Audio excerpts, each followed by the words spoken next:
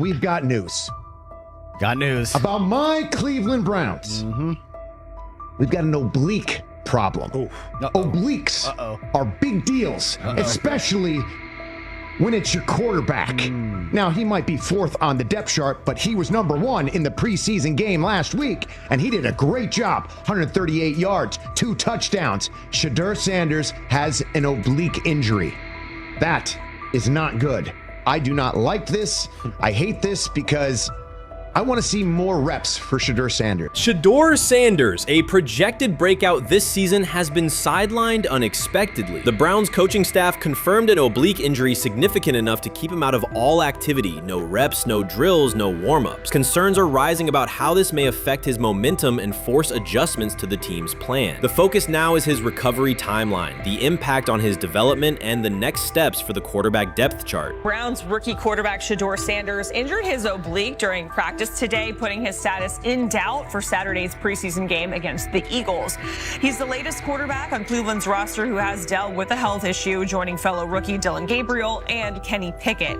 Sanders, who is trying to fight his way up the Browns depth chart, started the preseason opener last week and threw to practice. So how concerning is this for Shedeur as he is trying to, again, make his way up the depth chart, be QB2, potentially QB1 in the future? Dillon Gabriel taking Shedeur Sanders' QB1 spot after Sanders suffers an oblique injury is more than a roster change. It signals the staff is choosing urgency over efficiency. You do not replace a quarterback operating near a 70% completion rate with one coming off a 32% outing unless the decision is driven by desperation or poor evaluation. That is not strategy, it is avoidable loss of production. The impact on accuracy, timing, and drive sustainability is clear, and the difference is apparent to anyone watching. Well, here's what we know. I mean, after practice, Kevin Stefanski, the head coach of the Cleveland Browns, was not available to the media, but I did talk to him on the field as the players were coming off, and he told me that Shedeur Sanders complained of oblique soreness during the warm-ups this morning. Shedeur Sanders' absence isn't just a gap in the lineup, it's a setback for the entire offense. He thrives under pressure and makes throws others won't attempt. When he's healthy, every pass has intent, every drive has rhythm, and opposing defenses know they're in for a long day. Replace him with Dillon Gabriel and the defense senses an opening. Corners press tighter, safeties cheat down, and linebackers blitz more aggressively because they don't expect the same timing, velocity, or accuracy.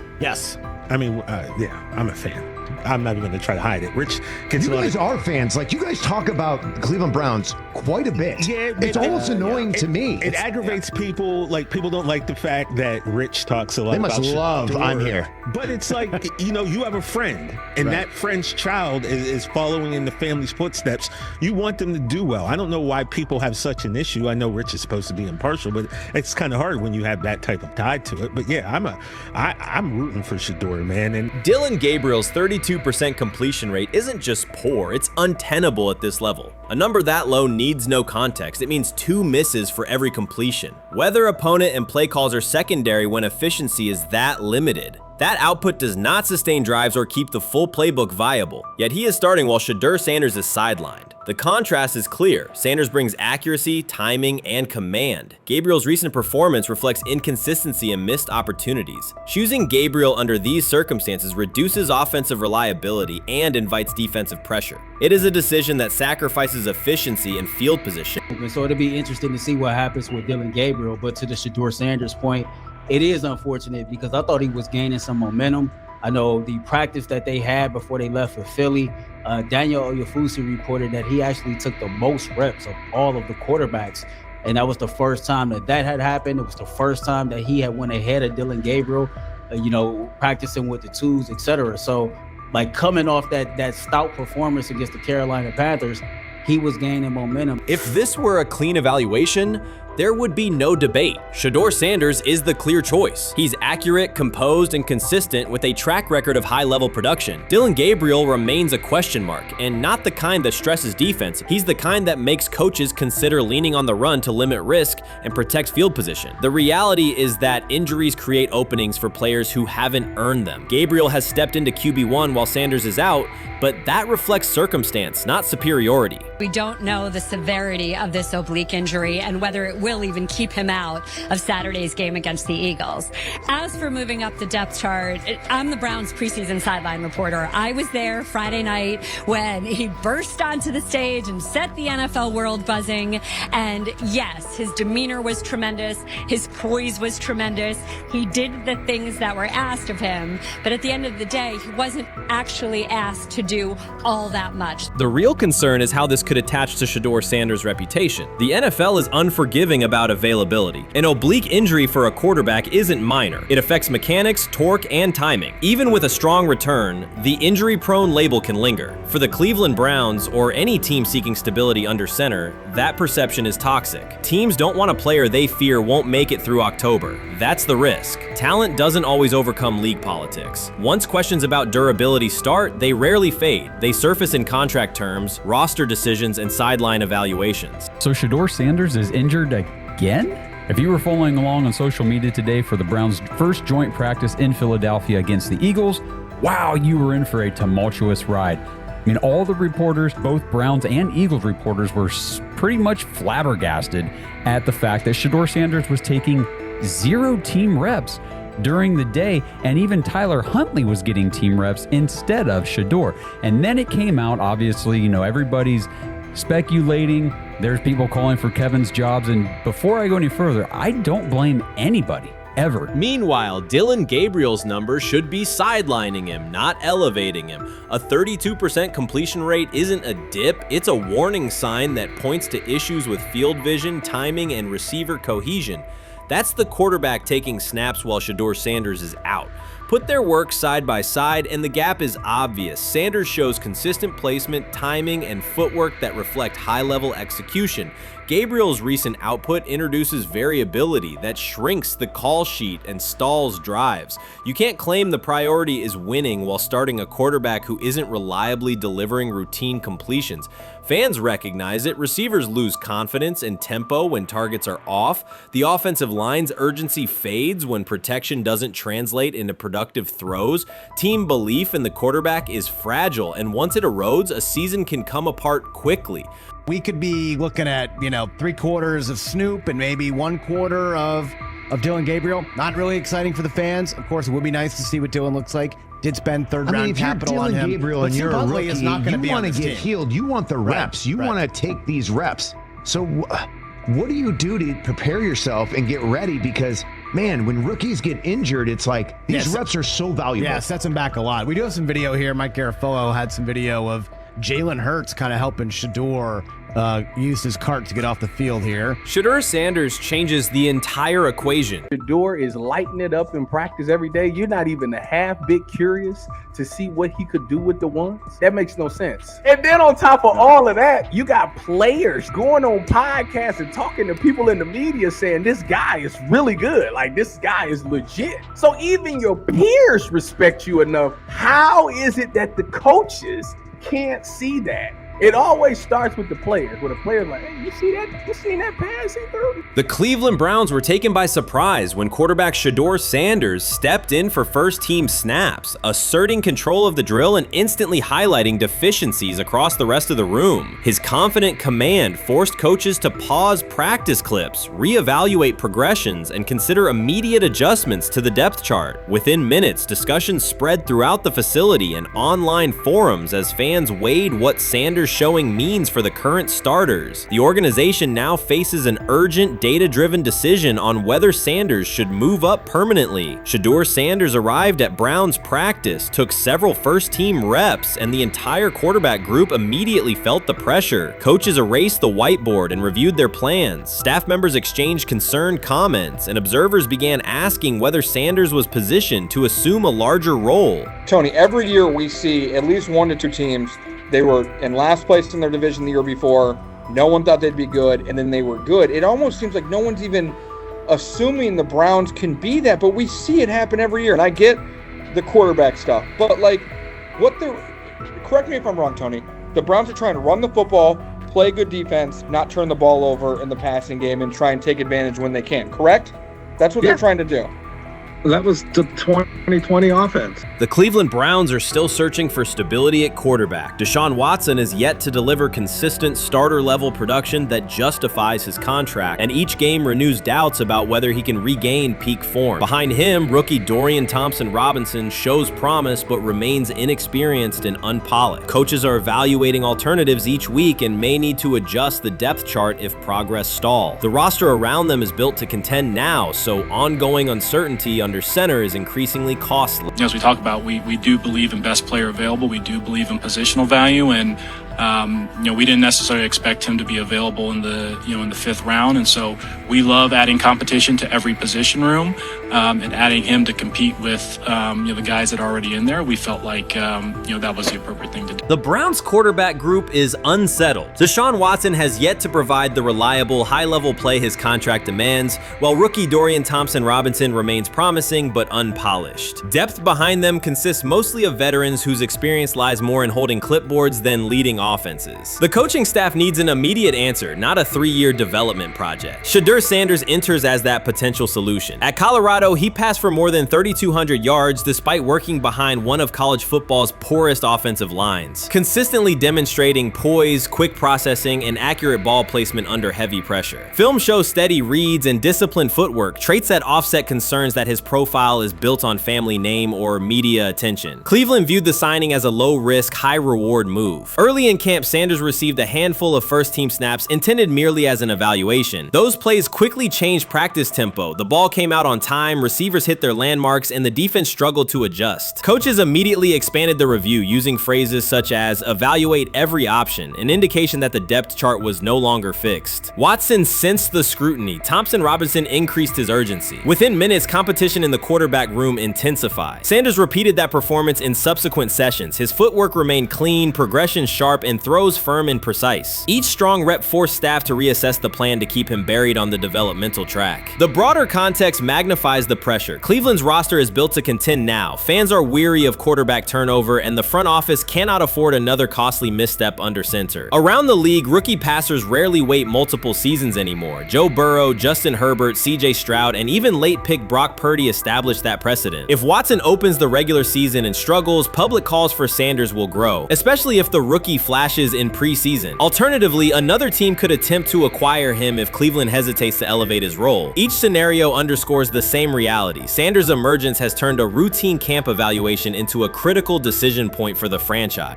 And we saw Dillon Gabriel go 11-on-11 with the first team, Shedeur Sanders go 11-on-11 with the second unit. So that was really the big wrinkle today.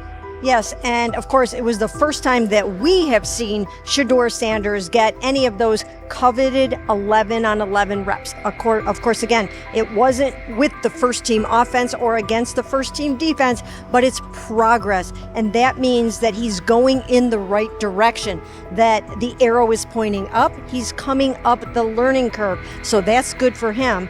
And I actually thought just overall, he had a better day than Dillon had today. He completed more passes. He was more on point. In fact, in that 11-on-11 period, he threw a near touchdown. Desperation can push franchises toward aggressive decisions, especially when their quarterback options appear unconvincing or outdated. One scenario now emerging is that Sanders earns enough confidence to take full preseason reps with the starters, forcing Cleveland to revisit a depth chart it believed was settled at the beginning of July. His practices demonstrate that the excitement around him is grounded in measurable performance. Accurate, high-velocity passes against first-team defenses, and confident command of the huddle. Each strong outing also heightens league-wide interest. Rival scouts adjust evaluations, and general managers revisit their notes, aware that a viable young quarterback may soon become available. Inside the facility, the personnel staff must balance short-term results with long-term roster planning, knowing that an early move could reshape salary cap allocations and locker room dynamics.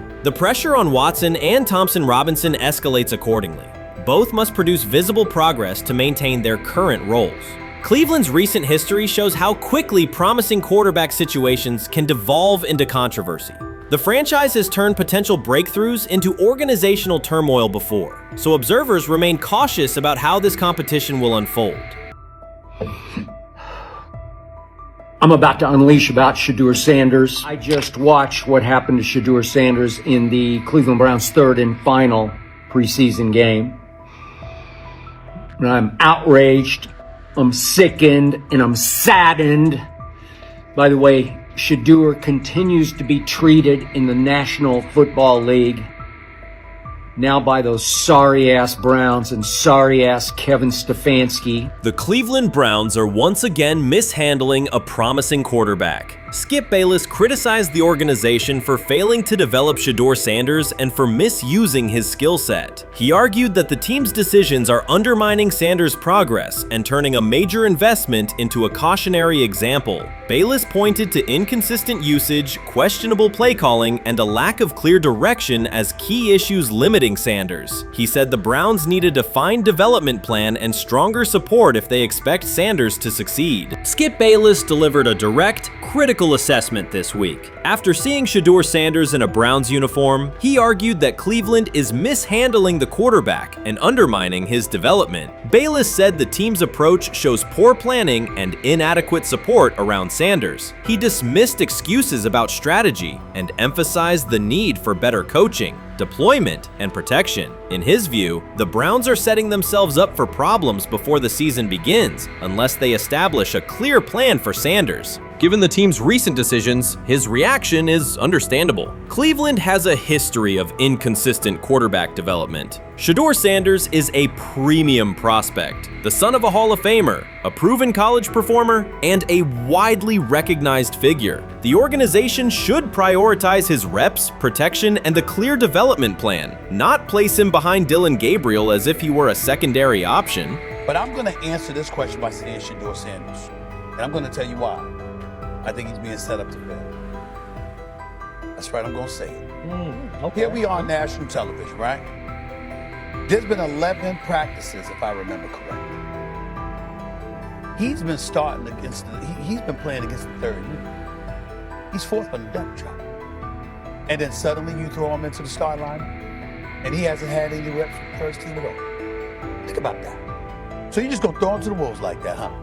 I mean, you know, if he had first team snaps in practice. Yet here we are. Cleveland has one of the most publicized prospects and is handling him like a depth piece. The broader issue is the franchise's long record of quarterback instability and inconsistent development. That history colors every move they make. When the Browns draft a quarterback, fans don't anticipate a long-term answer. They brace for another reset. Shedeur Sanders should be treated as a priority, not as an afterthought behind Dillon Gabriel. Let's give him a chance.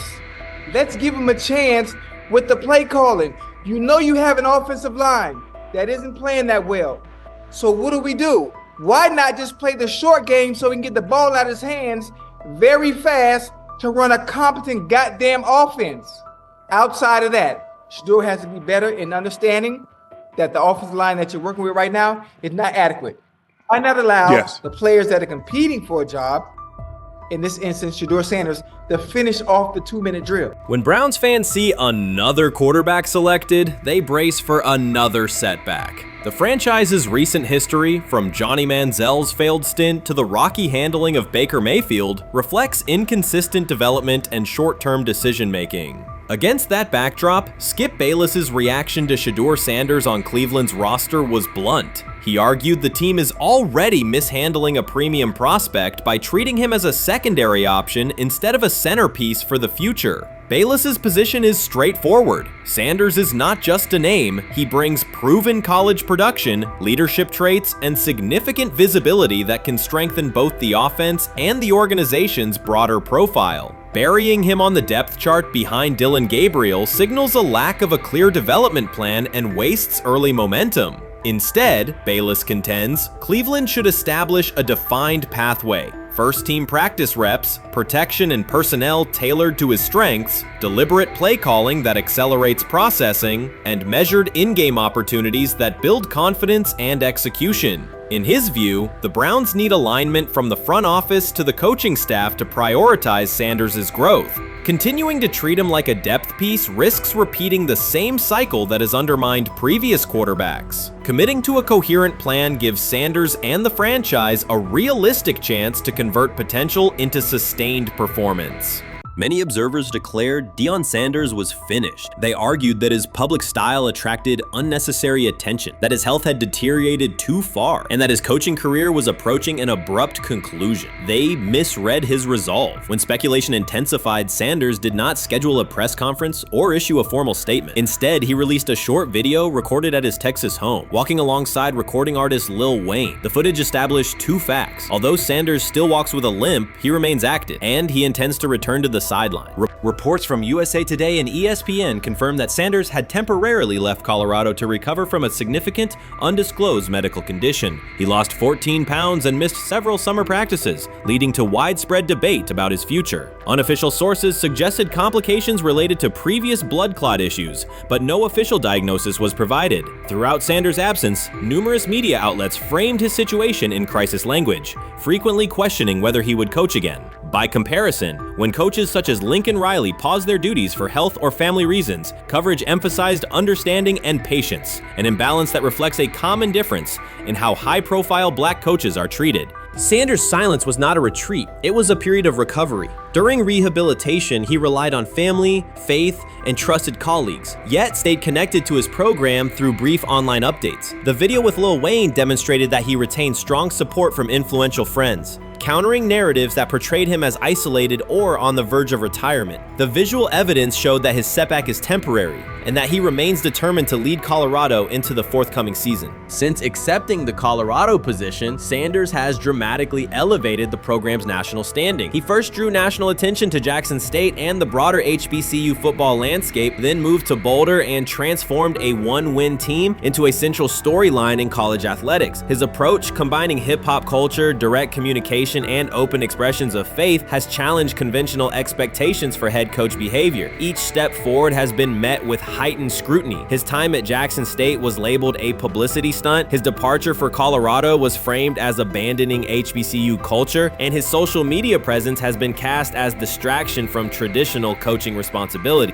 Critics often magnify Sanders' missteps and question his motives, while comparable actions by other coaches receive neutral or sympathetic coverage. Showings of enthusiasm from Brett Favre and disciplinary intensity from Nick Saban are celebrated as competitive passion, yet Sanders' displays of confidence are frequently labeled arrogance. The discrepancy illustrates deeper biases rather than differences in performance. Sanders' success challenges entrenched expectations of how a college football leader should look, speak, and act, especially a black coach who refuses to downplay his identity. During his convalescence, Sanders maintained close communication with his staff and athletes, reinforcing the standards he had established: discipline, accountability, and belief. The program's daily messaging continued to emphasize preparation and resilience, signaling that Sanders' influence persists even when he is away from campus. Athletes echoed his mantras during workouts, confirming that his leadership extends beyond physical presence. Sanders acknowledges the seriousness of his medical challenge, but has refused to let it define him. He has publicly discussed leaning on scripture and prayer, explaining that his purpose as a mentor, father, and coach extends beyond personal adversity. In that context, the video of him walking in the Texas sun was less a strategic media effort than a straightforward demonstration of continued commitment to his team and mission.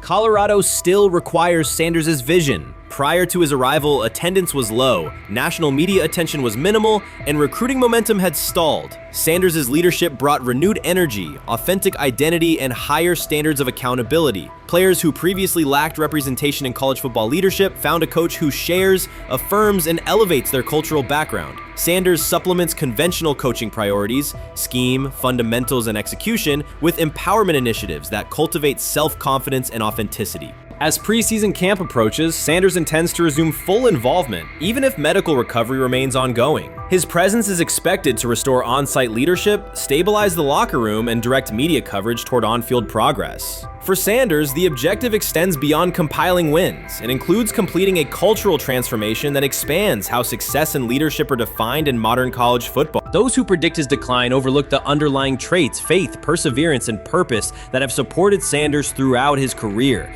Doubts, rumors, and disproportionate scrutiny have followed him from playing days into coaching, and he has consistently responded with results. His current health setback is another obstacle, not a conclusion. The broader initiative he leads, centered on authenticity, opportunity, and high standards, continues. When Sanders returns to the sideline, it will mark the next stage of a movement he has guided from Jackson State to Boulder.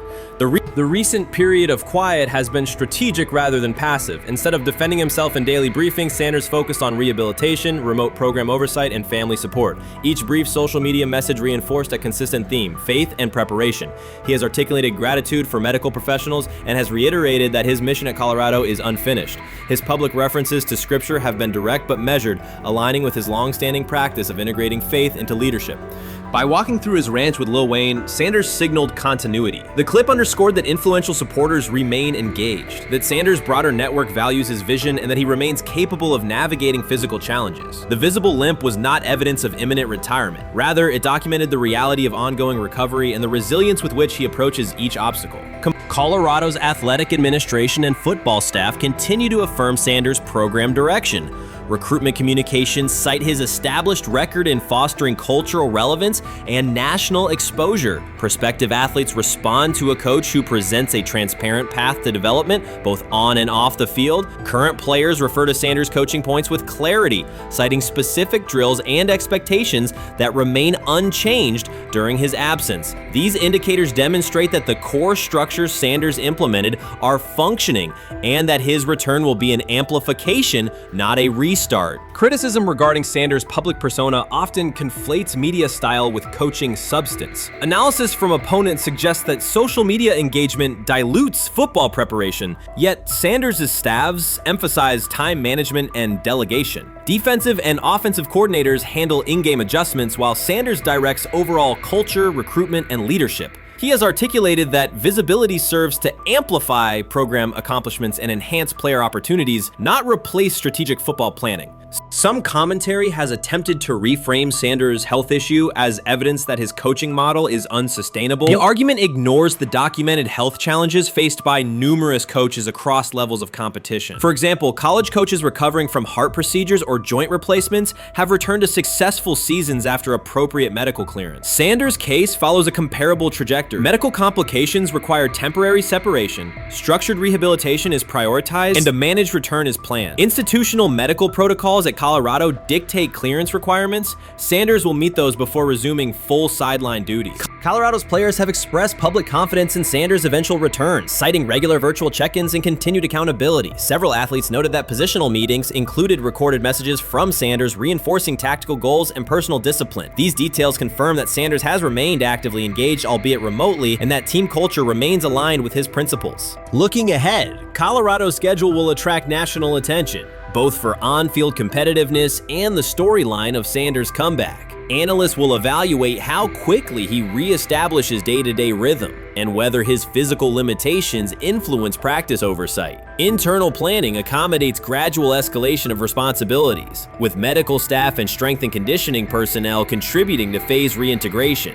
The broader significance of Sanders' return extends beyond Colorado. His visibility continues to challenge prevailing narratives about leadership styles and pathways in college athletics. By prioritizing authenticity, open articulation of faith, and cultural expression, Sanders offers a contrasting template to more conventional models. His eventual recovery and sideline presence will reinforce the argument that diverse leadership profiles can succeed in elite collegiate competition. In summary, rumors of Deion Sanders' coaching demise were premature. Verified reports confirm a substantial but temporary medical setback. He used the time away to focus on health, sustain program engagement, and rely on a support system anchored in family, friends, and faith. His recent public appearance demonstrated active recovery and reaffirmed his intention to resume leadership in Boulder. The forthcoming season will test Colorado on the field, but it will also underscore the durability of Sanders' vision, one that combines competitive ambition with cultural resonance. Observers who continue to question his longevity overlook the resilience and purpose that have defined his career. Sanders' return is imminent, and the movement he leads remains intact. Chris Carter's televised assessment of Shedeur Sanders triggered immediate pushback from Cleveland fans, local media, and even several Browns veterans. Carter dismissed Sanders, a fifth-round pick, as unprepared to start and framed the growing interest around him as purely a byproduct of surname recognition. Since that segment aired, practice reports have told a very different story. Observers inside the Browns facility describe a rookie quarterback who is closing the gap on Kenny Pickett and Dillon Gabriel with surprising speed. Sanders first turned heads in rookie minicamp by directing the huddle with a calm that belied his inexperience.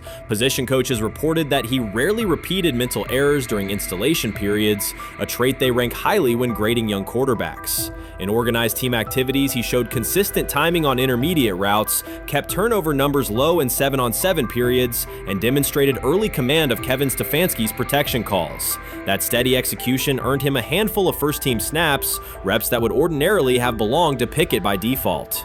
By mandatory minicamp, the rotation had shifted again. Practice notes from beat reporters detail the rise in Sanders' workload each day. Red zone series against the starting defense, 2-minute drills, and full field scrimmage possessions in which he checked out of called plays when fronts dictated it. Mary Kay Cabot, initially skeptical Sanders would challenge for game day snaps in 2025, wrote after consecutive sessions in mid-June that his footwork, release speed, and pocket management had, quote, meaningfully tightened since rookie camp. Her tone marked a clear departure from early spring projections that labeled Sanders a long-term developmental project. The broader quarterback context in Cleveland magnifies that progress. Deshaun Watson's availability and form remain uncertain after 2 injury-interrupted seasons, while Pickett's transition from Pittsburgh has been uneven. Dillon Gabriel's arm strength is evident, but coaches continue to stress hesitation in his full-field reads. Against that backdrop, Sanders' quick decision-making and mechanical efficiency have begun to look less like a pleasant surprise and more like the roster's most reliable short-term plan. Inside the locker room, acceptance has followed performance. Wide receivers cite Sanders' ball placement on outbreaking routes, noting that the ball routinely arrives on the upfield shoulder, a small but essential detail that allows for yards after the catch. Offensive linemen appreciate his pocket awareness. Joel Bitonio remarked privately that Sanders slides up instead of bailing when edge pressure flashes. Defensive backs say his eye discipline forces them to hold coverage longer than they expected against a rookie. Such cross-positional respect develops only when day-to-day tape shows tangible improvement. The reaction to Carter's critique highlights a recurring double standard applied to young black quarterbacks. Traits celebrated as swagger or confidence in other players were labeled arrogance when associated with Sanders, yet the quarterback himself has not responded publicly. There have been no subtle social media jabs, no mention of critics in interviews, only repeated references to competing for every rep and learning from veterans. That measured approach, combined with hard evidence from practice, has softened earlier doubts among coaches who prioritize demeanor as much as arm talent. Within the coaching staff, the discussion now centers on readiness thresholds. Stefanski's scheme relies heavily on quick rhythm throws, defined reads, and disciplined pocket movement. Those requirements align with Sanders' strengths: a compact release, willingness to target the middle of the field, and instinctive timing on RPO concepts carried over from his college tape. Staffers reviewing cut-ups from joint practices note that his internal clock already approximates NFL speed, a metric they did not expect to see until mid-season at best. If that trajectory continues through preseason games, the Browns face a consequential decision. Starting a 5th-round rookie 6 weeks after training camp opens would unsettle salary cap assumptions, depth chart politics, and external perceptions of organizational stability. Yet the internal mandate remains clear: the most prepared quarterback will play. That standard places Sanders in genuine contention because every practice metric used to grade readiness, turnover ratio, red zone efficiency, third down conversion rate has trended in his favor since early June. The organizational stakes are considerable. Cleveland has cycled through starting quarterbacks at a startling pace over the past decade, shifting from first-round investments like Baker Mayfield to high-cost gambles such as Watson, each move packaged as the long-awaited solution. A rookie chosen outside the first 100 picks ascending to the top of the depth chart would challenge long-held league assumptions about draft pedigree and opportunity.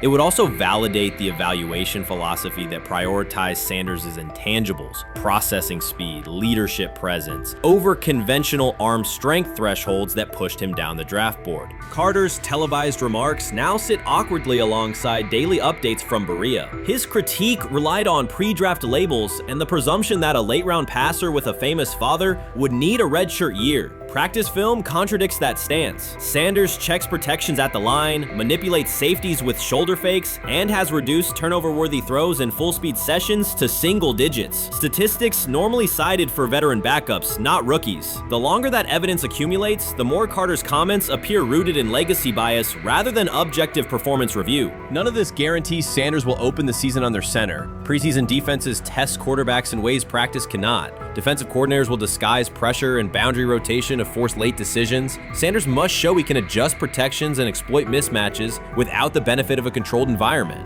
Yet within the Browns facility, the conversation has shifted from if he will be ready to when. Quiet confidence from Amari Cooper and other veterans suggests they believe Sanders can steady an offense searching for consistency more than highlight reel heroics. Sanders' rise also affects long-term roster calculus. If he earns the job and performs competently, Cleveland gains starter-level production on a cost-controlled rookie contract, freeing cap space allocated to other positions. That scenario could reshape roster-building strategy in a division featuring Joe Burrow and Lamar Jackson, quarterbacks whose contracts consume significant percentages of team payroll. A capable, low-cost starter would allow the Browns to reinforce their offensive line and secondary while retaining core veterans, a competitive advantage few teams enjoy.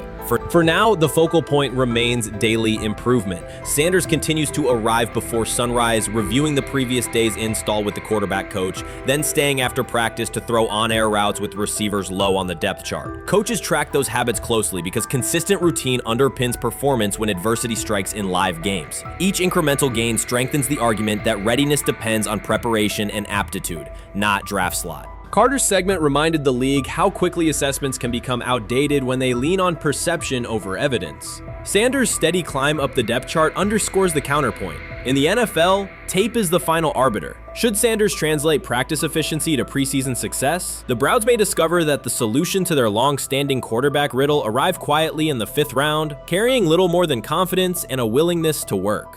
I view things as I got time. I got time to be able to grow and mature, and be able to understand the ins and outs of the defenses and be able to get the good insight from the vets in the room. So I look at it as, a plus. And whenever, it's time for me to play. Shedeur Sanders rolled into Browns camp and instantly made the whole practice feel like a recess pickup game. NFL vets suddenly looked like they'd forgotten the playbook and were just trying to keep up. With that being said, I see some balls coming out of Shedeur Sanders at that camp, and I'm like, kind of looks like a guy. Yeah, I'm ready. He can sling it. Ready to. I see him, some of the veterans, how they talk to him, mic'd up, see what he's doing in the community. Yep. Talking about Njoku there? Njoku, Mike Knapp. Yeah, once you see, different little interactions and things like that, I know he has the talent. We'll see. It'll be a competition that usually brings the best out of guys, especially young guys. So I'm interested to see how that quarterback situation. Right after Shedeur Sanders tightened his cleats and the Browns settled in for what they figured was a routine camp day, the whole vibe tilted sideways. No blazing comet, no UFO touching down at midfield, just a swagger-charged quarterback striding in like he'd crashed the wrong league and thought, yeah, I'll stick around and run this show. The Browns had no clue what storm was rolling in. You'd expect an NFL team to do a quick scout, maybe pull up a highlight reel or two, but nope. They greeted Shedeur with a shrug, only to watch him seize the field on snap 1 and run the whole operation like a seasoned pro. First and foremost, he's been the best quarterback in camp. Now look, Joe Flacco ain't had many opportunities. There was a whole day I saw he didn't throw the ball at all. Here's my theory on the situation. They already know who's starting in the number 2 is. They already know. Joe Flacco and Shedeur Sanders is already locked up. You're missing the boat, people. You're missing the boat.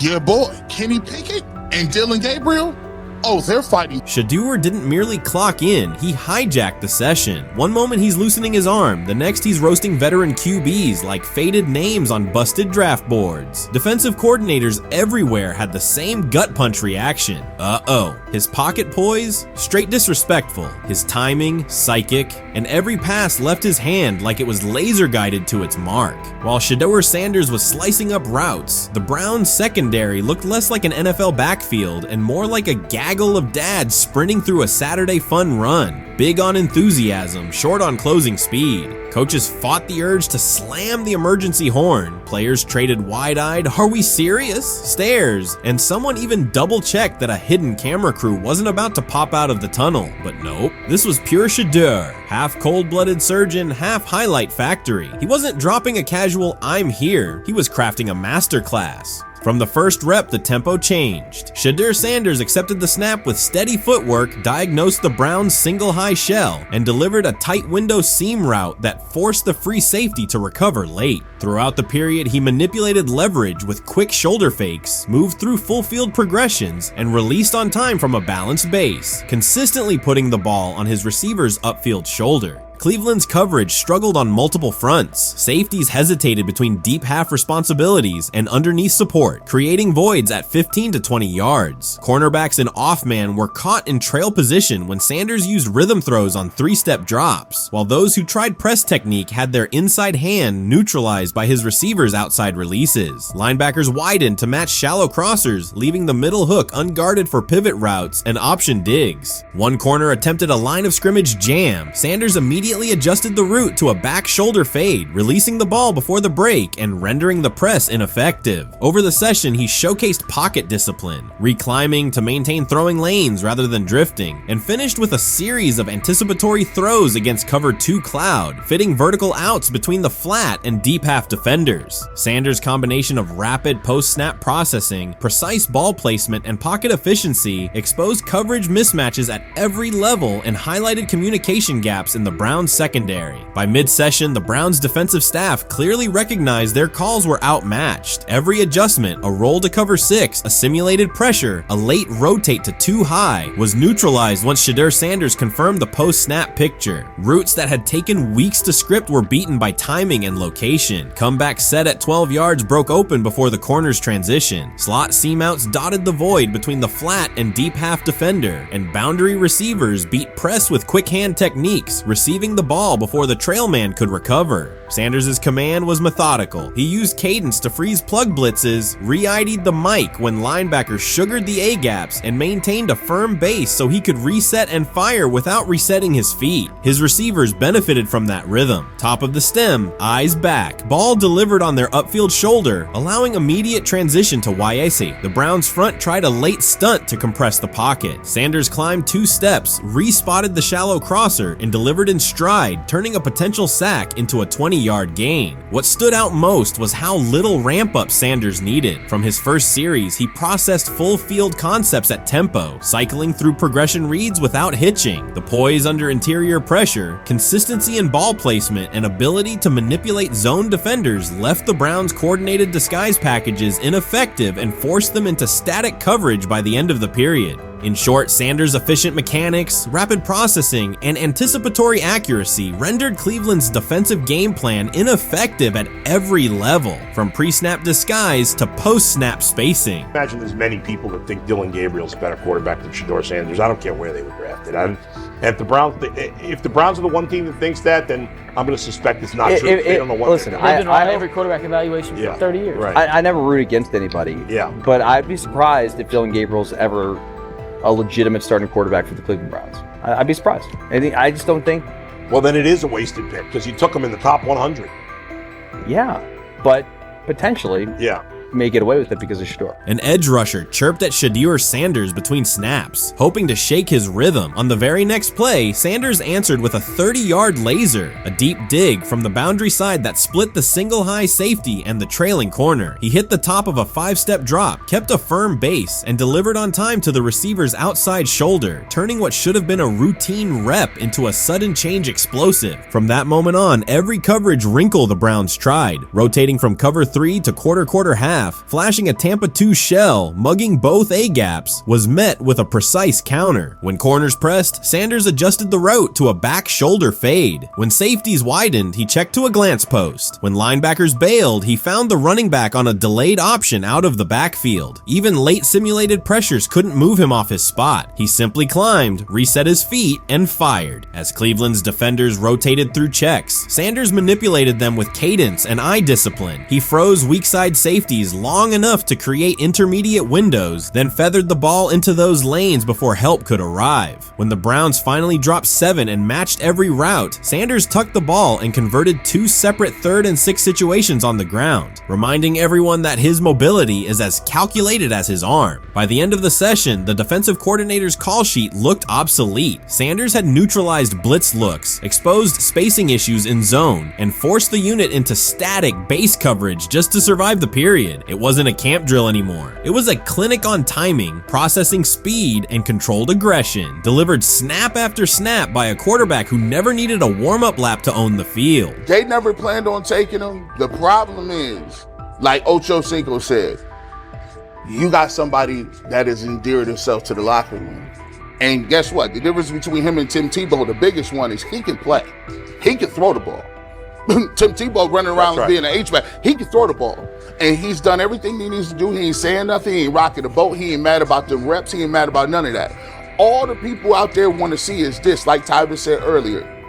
We want to see what he can do with Jerry Jeudy. That's it. I want to see what he can do with David Njoku. I want to see him with Junkins. I want to see him with the first running backs. If you are cooking, if you are beating down the doors with the 3s and 4s, guess what? You deserve more. From the first team period on, Cleveland's secondary looked a step slow. A deep third safety hesitated on a post-snap rotation, leaving Shedeur Sanders free to climb the pocket and fire a 22-yard out that arrived before the defender could plant and drive. The supporting cast around him, players fighting for roster spots, not Pro Bowl invites, benefited from his command. Sanders used tempo to control the defensive front, altered protections at the line, and located throwing lanes so quickly that one receiver didn't register the catch until he crossed the goal line. As the Browns tried new personnel groups, coverage busts multiplied. Starters slipped out for hamstring stretches while rookies rotated in, only to find the ball arriving on their blind side before they'd completed a midpoint squeeze. On a later 3rd and long, Cleveland finally closed the interior rush lanes, compressing the pocket with 3 defenders. Sanders pivoted through the traffic, stepped into a narrow escape window, and, without resetting his shoulders, whipped a no-look pass to the boundary curl for a fresh set of downs. The throw turned a potential sack into an explosive play and left the coaching staff scrambling for answers. The people who are fascinated by Shedeur for whatever reason, whether it's his play, I guess, last year was kind of fun. If you're just like a guy who grew up like loving Deion Sanders and passed that love on down to your kids, I can see why you're like that. The one thing I will give them is you're looking at this quarterback room. If you're a fan of Shedeur and say, why can't he go beat Dylan Gabriel or Joe Flacco or Kenny Pickett?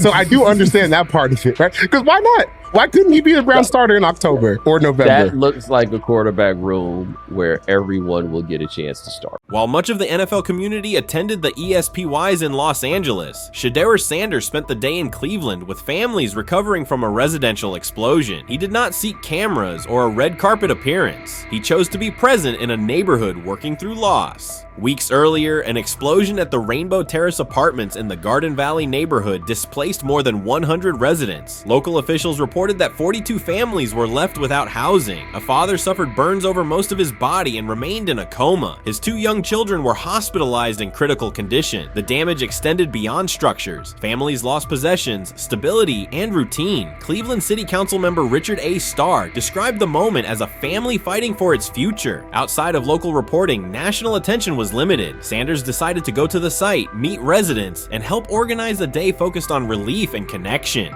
The decision drew questions almost immediately. Some asked why he was not at the ESPYs, others questioned his motives. Sanders did not respond with counter-arguments. He explained simply that he felt an obligation to be present and that he would act on that conviction. This was not a team-scheduled appearance. He promoted the gathering himself, arrived without ceremony, and spent the day with residents. His approach emphasized listening, participation, and time. The event, which he called the Garden Valley Fun Fest, brought a large turnout over several hours. The purpose was straightforward: create space for families to reconnect and for children to play, even as recovery work continued. Sanders threw passes with kids on the blacktop, joined in games, and spoke with parents and grandparents about what they were facing next. He moved through the apartment complex and common areas with minimal staff support. Browns defensive lineman Michael Hall Jr. attended and interacted with residents as well. There were no speeches or stage staged moments. The focus remained on residents and their needs. Questions about visibility persisted as photos and short clips circulated online. Some criticism framed the visit as a substitute for a higher profile appearance in Los Angeles. Sanders kept to the same message. The priority was to support a neighborhood coping with displacement and uncertainty. He did not present the choice as a protest of any event. He presented it as the correct use of his day.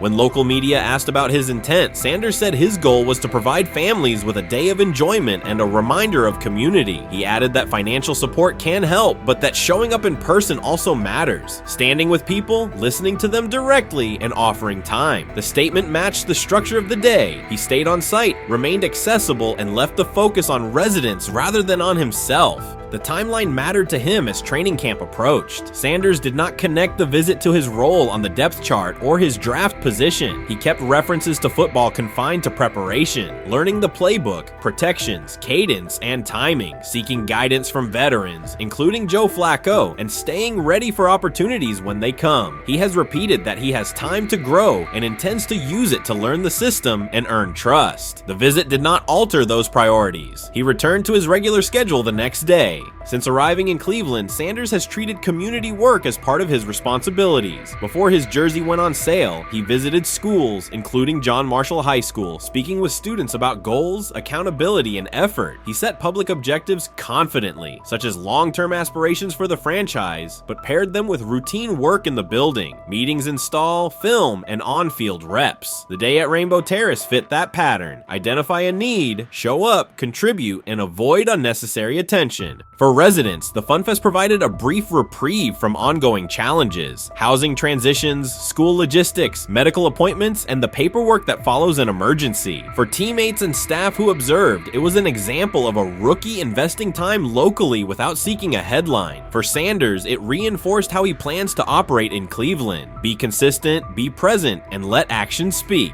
The setting at Rainbow Terrace underscored the scale of recovery ahead.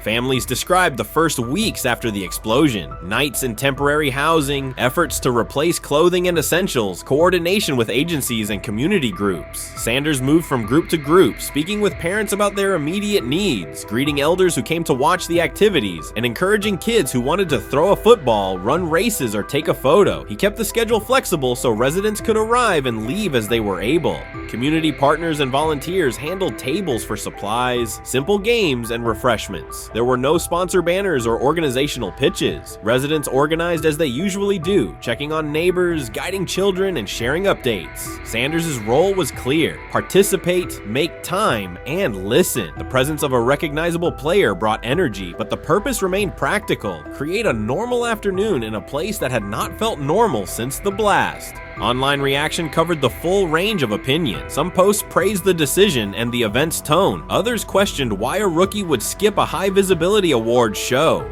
Sanders did not try to manage that conversation. He maintained the same explanation. He chose to spend the day where he believed he could be useful, and then he returned to his football schedule. The approach was consistent with how he addresses other topics: answer directly and move on to the next task. The same measured approach appears in his preparation for camp. Sanders has not asked for public guarantees about reps. He has focused on install recall, cadence, and protection IDs, route timing, and situational work. He has sought input from veterans, thanked teammates who have provided guidance, and spent time with receivers and linemen to align on communication. Coaches have emphasized that the quarterback competition is a process, and Sanders has accepted that framework. His emphasis remains on readiness. None of this overshadows the experience and resumes of other players on the roster. It does provide a clearer picture of how Sanders operates as a professional. He separates off-field actions from promotional efforts. He keeps football preparation focused on what he can control. He communicates with teammates across position groups so that timing and expectations are shared. He does not try to steer attention in his favor. He tries to make steady progress. The day in Garden Valley was one example. He arrived without a speech, stayed for hours, and left without an announcement. He did not ask for recognition. He offered time. Residents responded in kind. Kids lined up for catches and races. Parents and grandparents asked about camp and wished him well, and neighbors coordinated rides and schedules around the event. The atmosphere felt like a neighborhood gathering, not a media production. Local leaders who were present or who spoke later emphasized that recovery will take months. Families will continue continue to navigate housing, healthcare, and daily logistics. Events like the Fun Fest do not resolve those issues, but they help sustain community connections and morale. Sanders' contribution was to create a space for that to happen and to treat the day with the same seriousness he applies to practice, plan, execute, and keep the focus where it belongs. As the preseason approaches, Sanders will continue to compete for opportunities on the field. He has said he will be prepared when called upon, and that he understands the importance of mastering details before focusing on outcomes. The organization will make decisions based on evaluation, and he will accept the results while continuing to improve. The off-field choices will remain consistent, identify needs in the city where he lives, and contribute in direct, practical ways. The core elements are simple. A neighborhood suffered a significant loss. Residents faced immediate and ongoing challenges. A rookie quarterback chose to spend a day there, without a press conference, without a schedule of talking points, and participate in a community-led event designed to give families a break and remind children that play still has a place. He provided presence, not a headline. He listened more than he spoke. He returned to work the next day. In a league and media environment that often prioritize visibility, Sanders made a different choice. He kept attention on people, not optics. He placed value on time spent in person rather than on appearances. He continued to build trust in the locker room and in the city through steady conduct rather than declarations. That approach, measured, direct, and consistent, will shape how he is viewed in Cleveland as much as any public statement could. The outcome of his football career will be decided on the field by installations learned, reads made, throws delivered, and games played. The outcome of his role in the community will be measured by smaller, quieter moments. Afternoons like the Fun Fest, school visits, and unannounced stops where listening matters more than being seen. For Cleveland residents at Rainbow Terrace, the takeaway from that day was straightforward. Someone who represents their team showed up, stayed, and participated without fanfare. For Sanders, it was the same. Do the work in front of you, whether that is a practice period or a neighborhood event, and keep the focus on the people who are affected most. Grab hold of the starting job. Yes, but I don't think we're going to know which one until we get deep into August. Now, I think, we tracked the reps everybody was getting at practice throughout the OTAs and minicamp. But when you talk to people there, they just want to make sure everybody got what they needed. And that, Kenny Pickett, we find out if he has the goods to be the starter. Joe Flacco, they back him off a little bit. He's 40. He may not need as much. The rookies, Shedeur, Sanders, and Dillon Gabriel, what do they need to learn to make the transition from the college game to the pro game? That's what the spring was about for the Browns quarterbacks. Now, Shedeur Sanders has moved from social media celebrity to on-field standout, and ESPN now lists him among its first-team candidates. Reactions are split. Some fans are impressed while others are skeptical. Whether this reflects Deion Sanders' long-term strategy or simply Shedeur's rapid development, the story is drawing widespread attention. Here's a look at what led to this moment. They never planned on taking him. The problem is, like Ocho Cinco said, you got somebody that has endeared himself to the locker room. And guess what? The difference between him and Tim Tebow, the biggest one, is he can play. He can throw the ball. Tim Tebow running around being an H-back. He can throw the ball. And he's done everything he needs to do. He ain't saying nothing. He ain't rocking the boat. He ain't mad about the reps. He ain't mad about none of that. All the people out there want to see is this, like Tyvis said earlier. We want to see what he can do with Jerry Jeudy. Online reactions are sharply divided. Some fans strongly support Sanders, while others argue he is overrated. Traditional analysts cite statistics and claim his recognition comes mainly from his father's name. Sanders supporters are actively celebrating his rise and already predicting a future NFL career. Sports media outlets have made his candidacy a central topic of debate. The discussion now extends beyond statistics and victories to include his marketability, public image, and on-field presence. Sorry, is Shedeur Sanders going to get a chance to win this job? Do you believe he gets a legit shot to win this job? Listen, I think, first of all, the action's going to really start in training camp. Like, forget all the OTA stuff. You don't win a job in OTA. The real action starts in training camp. And just like Shedeur said, during the mini camp, when it's time to take your rep, you got to make the most of it. Because I think early on, there's going to be a lot. Remember, Joe Flacco didn't hardly practice in OTAs and mini camps because they were giving the young guys. Right. So when he gets his opportunity, he's going to have to make the most of it. Analysts are closely reviewing game footage to evaluate Sanders' decisions and mechanics, while others examine his social media activity to see how he balances content creation with quarterback duty. Shedeur Sanders' placement on ESPN's early first-team list has taken over the college football conversation. Supporters circulate his highlights and argue that his on-field production and leadership justify the honor. Skeptics claim the recognition relies too heavily on his family name and question whether his resume is strong enough enough for first-team status. Analysts are rewatching game footage to assess his reads, accuracy, and pocket presence, while others examine how he balances a high-profile social media presence with quarterback responsibilities. The debate has pushed other storylines, such as conference realignment and NIL issues, into the background, leaving fans and commentators focused on Sanders' performance, marketability, and overall impact on the sport. I'll keep saying it. I believe Shedeur Sanders should play more games than any other quarterback on this roster this year, because he's the only guy that I look at and say they might have something here. Because I'm telling you right now, they left night one of the draft saying we are taking our quarterback next year. So it's on Shedeur or Dylan or Kenny, probably not Joe, to change their mind. To change their mind. But you got to find out. You've got to find out. Opinions differ on whether Sanders is benefiting from his family name or simply showing real progress, but the attention is undeniable. Social media is flooded with edited images elevating him to legendary status. Critics argue the first-team nod is driven by hype and marketability, while supporters point to his flashes of strong arm talent, field vision, and decision-making. Regardless of motive, the announcement has dominated the football news cycle and intensified debate over how much of his rise is performance-based versus media-driven.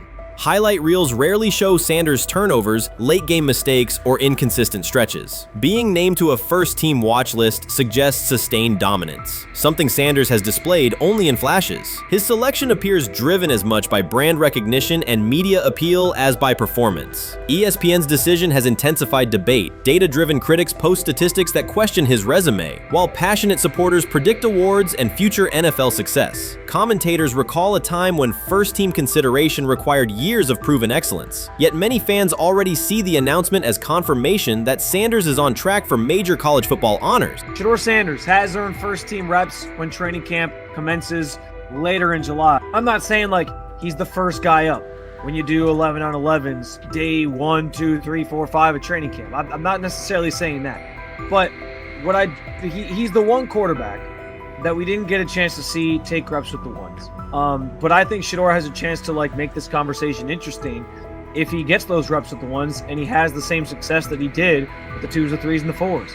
I have confidence he can show you something, but I got to see it. We all got to see it before we can actually judge that. Some believe Deion Sanders is already preparing for an award ceremony, while others are furious, threatening to protest ESPN's credibility over Shedeur's first-team mention. Critics argue that honoring Sanders without a full season of elite play undermines college football standards. Supporters insist his performance and profile justify the recognition. The debate reflects a broader clash between traditional merit-based evaluation and modern brand-driven visibility. In today's landscape, first-team consideration is no longer only about statistics. It also involves marketability and audience engagement. Whether welcomed or rejected, Sanders commands attention and embodies the sport's shift toward both performance and personal brand. When he led college football in completion percentage and he threw almost 40 touchdowns for over 4,000 yards, how tall was he? Because they make it seem like he shrunk all of a sudden, RC. Oh, how lively was his arm? Because all I know is somebody did that. Somebody threw for over 4,000 yards, somebody threw for almost 40 touchdowns, and somebody led college football in completion percentage. Now, I'm trying to figure out, what I try to figure out all the time, Mel, is how a guy that hadn't played football in almost 5 months. Shannon Sharpe has publicly defended Shedeur Sanders and criticized those questioning him. Sanders has earned higher recognition and some fans are responding negatively. Although there's debate about whether he belongs on a second-team list, Sharpe maintains that Sanders' career is clearly ascending. Reactions on social media are mixed. Some users are angry, others are surprised, and a few say they anticipated this result. The conversation remains active. When reports confirmed that Shedeur Sanders had been elevated from second team to near top-tier status, Shannon Sharpe issued an emphatic response. He delivered a detailed rebuttal to critics, underscoring why Sanders deserved the promotion and directly challenging those who doubted the decision. I don't think that he was underprepared during these meetings. I don't believe any of these stories that he showed up arrogant and that he was bombing his interviews. I mean, you watch the film, he's on time, he's on point. You watch his interviews, he answers like a 10-year NFL veteran. Like, he's clearly dominating OTAs. It's every single day there's a new report of how well he's doing for the Browns in OTAs. And I mean, you can say what you want, it's just OTAs. Okay, if that's your new narrative, then he's doing exactly what he needs to be doing. He's on point, he's on time, he's getting the respect of his teammates, and he's making plays. So we're gonna see years down the line, something's gonna come out that I don't know what exactly it was, but something will come out. Critics have been waiting for an opportunity to dismiss Sanders. They labeled him overrated, accused him of benefiting from nepotism, and claimed his profile came only from his last name and polished image. Within their own echo chamber, they cited every game in which he fell short of huge passing numbers as validation of their doubts. Since Sanders has begun receiving formal recognition, criticism has escalated. A wave of self-appointed analysts is dissecting his throwing mechanics and team role, and many online commentators now argue that his promotion reflects deeper problems within the sport. Shannon Sharpe rejected each criticism directed at Shedeur Sanders. During the broadcast, he turned a routine segment into a detailed examination, acting as presenter, interrogator, and fact-checker. Sharpe walked viewers through game film, season statistics, and scouting reports to show why Sanders merited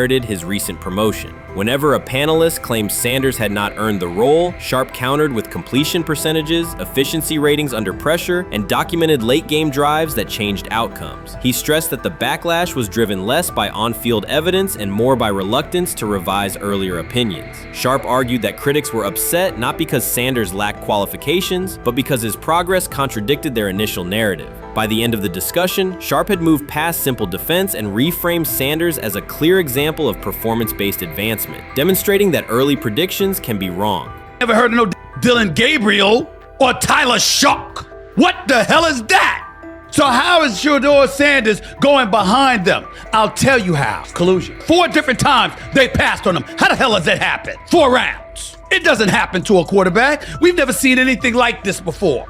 Shedeur Sanders with the watch. Shedeur Sanders with his bravado. Shedeur Sanders with this supposed arrogance or whatever. Shedeur Sanders' advancement did not happen by chance. While detractors questioned his resume online, he continued to prepare, attend every practice, and deliver accurate throws under pressure. The contrast between his output and the complaints directed at him has been stark. Some critics even argued the selection committee was, quote, biased toward performance, as if rewarding strong play were improper. Rumors quickly followed. Certain commentators speculated that a public relations push from the Sanders family must have influenced voters, suggesting everything from coordinated media strategies to alleged favors for coaches. None of these theories addresses the basic point. Sanders earned his promotion through consistent production, poise in the pocket, precise ball placement, and efficient decision-making. Shannon Sharpe highlighted these facts during his response. He noted that Sanders' performance metrics justify the recognition and emphasize that resistance to the move stems more from prior prejudice than from substantive evaluation. For Sharpe, the goal was clear: present the data, challenge unfounded claims, and correct the narrative. The discussion therefore became a broader statement about acknowledging merit and abandoning outdated assumption. Colin Cowherd defend college basketball coaches who have gotten a DUI, come to their defense and say they didn't need to be fired, that they deserve a second chance.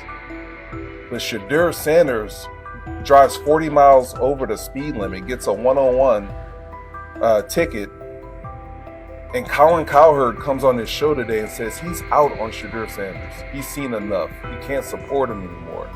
He can't be in the Shedeur Sanders camp because of the speeding ticket. Shannon Sharpe addressed commentators who portray constant doubt as expertise. Those who discount strong performances with "we'll see" but declare bust after a single mistake. He noted their belief that progress only counts if an athlete visibly struggles. Sharpe's response was methodical rather than emotional. He presented evidence, cited statistics, and calmly refuted each claim. Following his remarks, several critics began revising or deleting earlier posts, recasting themselves as longtime supporters of Shedeur Sanders despite having questioned him for months. Sharpe insists on accountability, naming specific individuals and dates while requesting public acknowledgement of prior errors. He argues that analysts cannot spend months undermining a player's potential and then quietly adopt a supportive stance once the athlete succeeds. These are serious, big-time, top-of-the-line playmakers that they have. If you can go 45-42 in the fourth quarter because your quarterback set the school record with 510 yards passing.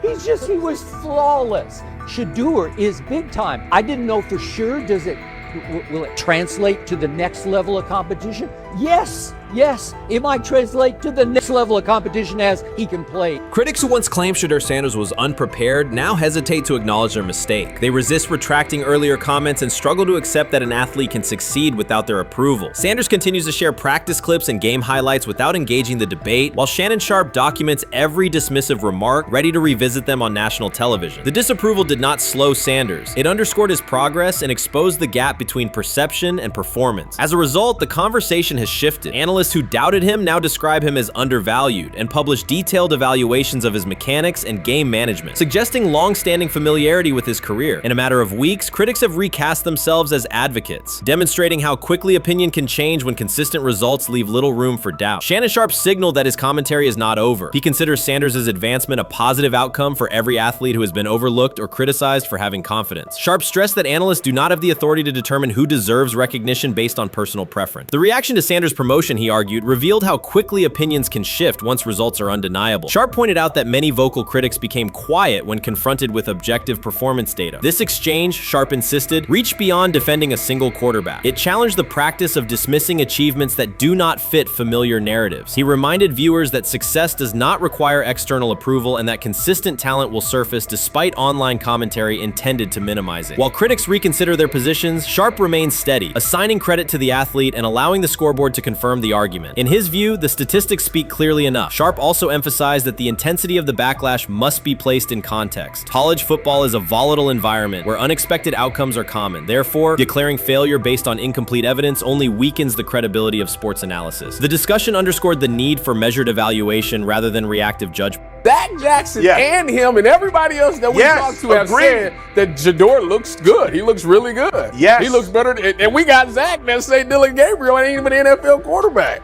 It's true. So how is it that this man can't get a rep with the ones, but that non-NFL quarterback can? We all what agree with sense that. does that make? Some observers now claim that recognizing Shedeur Sanders' strong performance undermines football's traditional standards, even though they previously argued he received coverage only because of his father. Faced with Sanders' current statistics, those critics are searching for explanations that fit their earlier narrative. The data have always been clear. Their earlier objections ignored that fact. Shannon Sharpe is openly highlighting this reversal, comparing past negative remarks with Sanders' recent 400-yard games to demonstrate the gap between criticism and evidence. Sharpe did not force these commentators to backtrack. He simply displayed their earlier claims alongside Sanders' results, allowing the contrast to speak for itself.